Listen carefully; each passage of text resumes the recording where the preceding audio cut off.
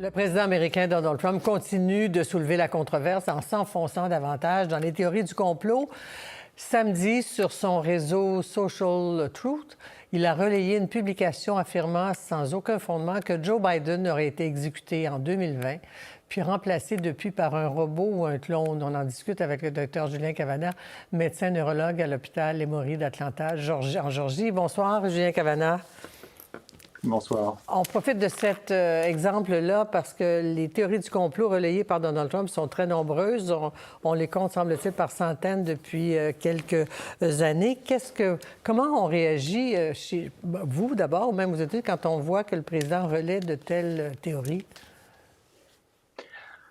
D'abord, ça fait sourire et ça a d'ailleurs fait les meilleures feuilles de tous les comiques de fin de soirée des grandes chaînes américaine. Et puis après, on prend un peu de recul en se demandant d'où ça vient, à qui est-ce que c'est destiné et qu'est-ce que ça dit de la présidence Trump, qu'est-ce que ça dit de lui et qu'est-ce que ça dit du climat politique américain dans lequel on vit. Je dirais que la première chose à laquelle ça m'a fait penser, mais pourquoi diable penserait-on que Joe Biden a été remplacé par un robot?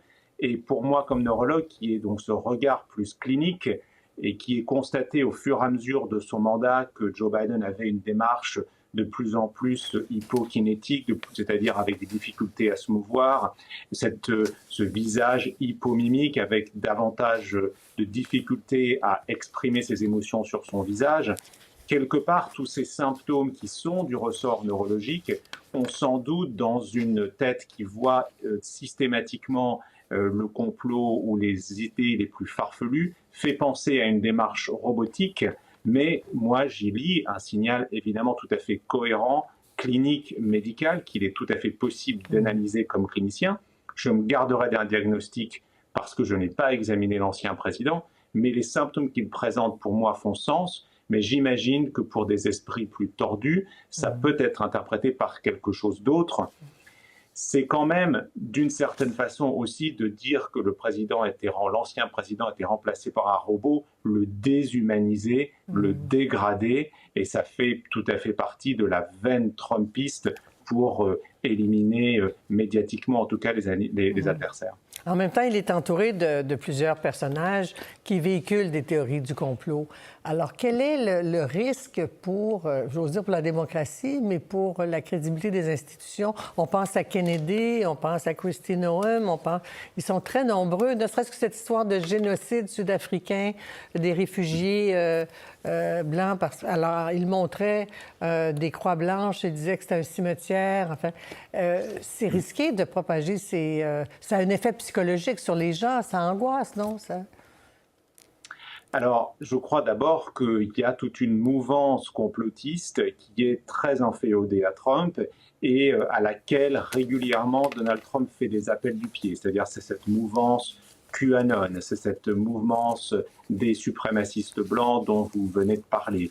C'est effectivement tout un tas d'individus et de groupes qui sont très attachés à Donald Trump et qui sont sans arrêt en recherche d'un signal de sa part, d'un dog whistle, comme on dit en anglais, d'un appel du pied, qui leur dit « je suis toujours là, je suis toujours en connexion avec vous » pour que, quelque part, ces individus, ces groupes restent connectés, engagés, inféodés à Trump. Et puis, dans la population, je crois qu'il y a deux effets. Il y a un premier effet, effectivement, de perte de crédibilité. Qu'est-ce que la vérité? À qui peut-on faire confiance? Mais aussi de banalisation des idées les plus dangereuses, parce qu'il y a forcément des conséquences. Si demain, quelqu'un s'attaque à Joe Biden, l'ancien président, en disant « c'est un robot », effectivement, il y a eu cette déshumanisation en amont qui, quelque part, pourrait venir justifier le geste. C'est ça que moi, je trouve dangereux et inquiétant. Mais question très délicate parce qu'il y a une question d'éthique. Vous n'avez pas examiné Donald Trump. Il y a des professionnels américains qui ont tenté d'élaborer une description de son profil psychologique ou psychiatrique. Délicat, donc, de poser un diagnostic. Cela dit, quel genre de personnalité peut se nourrir d'autant de théories du complot? Et parce que c'est inquiétant.